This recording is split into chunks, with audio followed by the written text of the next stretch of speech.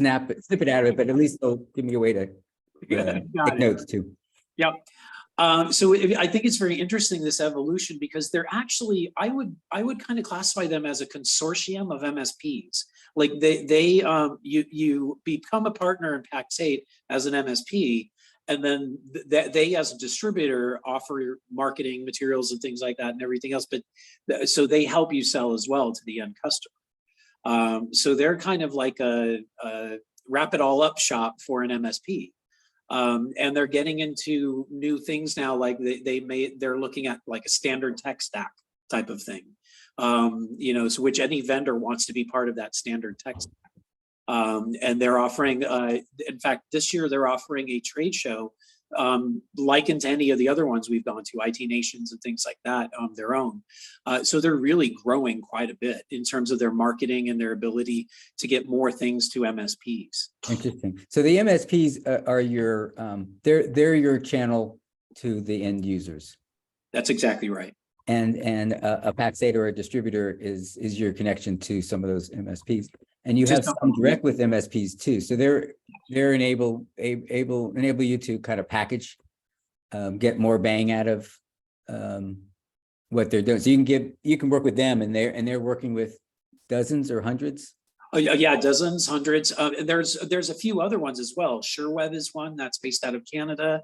There's one called Tarsus in South Africa. So these distributors are becoming. Velocity is one. We just did a case study with them. So there's a big movement there as well as direct. It's interesting. We run this fine line, because do we bring someone in as direct, or do we bring them in, refer them to one of our disty partners? Right. And so we have to run that fine line, and we have to make sure we don't ever give an offer to direct that we don't offer through a disty. That type of thing, because we have to keep things even as a vendor that has direct and indirect. And I imagine you got to keep the pricing the same too. Oh yeah, that's the big part of it. You don't want to undercut your channels. No, not at all. We as a vendor need to live in all of them, because we even need to live in the distribution site areas like in Ingram and things like that as well. So we have to play an even field no matter where we go. Yeah. And the topic of the discussion on Thursday is around MDF. Yeah. And still is a matter of marketing with and through and to. So MDF is used with, I was just talking to Leslie last week. So MDF is used with the marketing through, and we're basically dealing with, the partners they have their own marketing plans and strategies and so forth. And the MDF supplement that, maybe they apply for it or whatever, but it supplements what they're doing. The marketing with, from her perspective, everybody comes with their own budgets, and you kind of share responsibilities of doing the work as well as sharing the funding.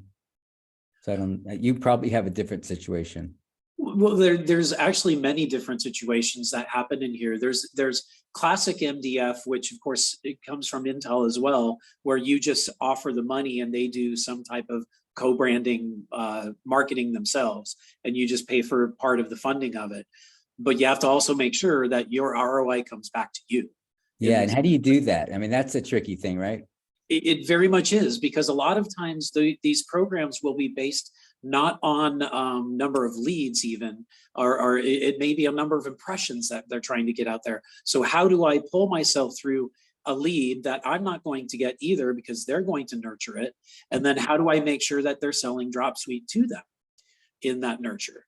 Because you can grab an MSP through a MDF program or co-marketing program, but they may want to go with a competitor when it comes to a certain vendor, or product.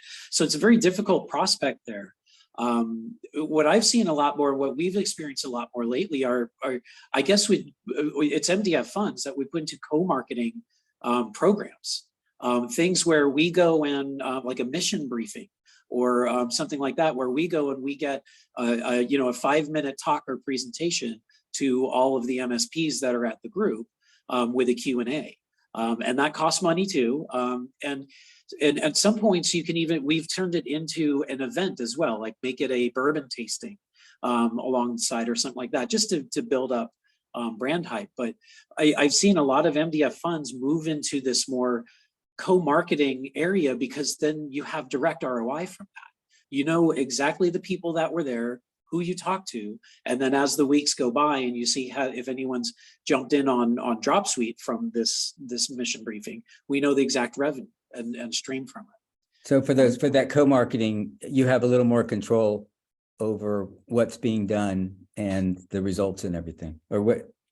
Well, so there are two parts to that one too, because there's some canned ones that's like we were presented today. Here's the things that we're going to do next year. If a sponsor wants to do it, it's X $1,000 or X $1,000. So they have stuff that they put together themselves. But then there's the next step beyond that. Even if we do that, like the mission briefing, say, is $5,000, but then we'll add another $1,000 onto that to add an event to that mission briefing type of thing, just to build the rapport there. So some of it is very cookie cutter oriented. And then then it's up to having that relationship with the distributor or the channel in order to see if we can augment it more. Beautiful. So I'm looking forward to the webinar on Thursday. It'll be fun. We've got some old faces from last time, some new faces. I think it'll be good. We're going to dig a little more into MDF and just seeing, I think it's a bit of a struggle for everybody to, the measurement is really tricky, because it's the sales cycle is pretty long, a lot of touch points, a lot of hope that things turn into revenue. It's a bit tricky. I'm curious if anybody's cracked the nut as far as how to measure and make things successful. Exactly, because what are you going to measure on is the attribution to the lead, and then the nurture comes to it, or where are you going to put that attribution for ROI? And if it's a lead, then there's still no revenue from that lead unless you pull the lead responsibility yourself. So it's a very interesting. You're right. The tracking part is the hardest of all of it. Yeah, and if it's leads, at least there's something. But some of the times it's going to be like branding or air cover or relationships, and they're just so soft. Which is so interesting you say that, Bob, because I've actually started to put my foot down on that, because just branding. Now branding is very important as well. I'd rather do my own branding in that market for them than to try and do some co-branding. When I spend money with a partner, I want it to go to some type of ROI, minimally leads. That's where I want it to go. I'll spend my own money in your market, to help build my brand. But when it comes to you wanting my money for a co-marketing type of thing, branding doesn't cut it anymore. I don't want impressions, co-marketing impressions, because the co-marketing also means that I'm marketing I'm connecting you with me, not keeping my brand myself for other partners and distributors in the same area. So when it comes to putting money together with a partner, I believe it should lead more to an ROI minimal lead on that one. So we've been trying to put our partners to the test on that one and making sure that the MDF is more goes more towards a lead. Yeah, more tangible. That makes sense. Exactly. So at the event, are there any particular questions or things you would like to find out from the other panelists? Not particularly. I think that the conversation is going to roll that this way. And I'm looking more forward to how we did last time, where the conversation started evolving, because then we all started getting into, I think the real issues came out, that we all decided we're comfortable enough, we're going to say this about it, because we reacted to each other. So I think it might be interesting how we react to how each person sets up their own situation or their own, examples. That I'm really looking forward to bantering about. Yeah, I'm the same way. I mean, I don't know what it's going to be until we're there, and then the conversation will come up, and then they'll raise some questions. And again, I don't know what those are, but we'll find out when things come up. I think it's going to be a lot of fun. Good. I look forward to it. Thank you for being on it. Welcome back to San Francisco. Thank you. And I look forward to seeing you in person soon too. Yeah, I would love to meet you for lunch very soon. That would be nice. I look forward to it. I'm gonna and then I'm pausing this. Yeah. just to,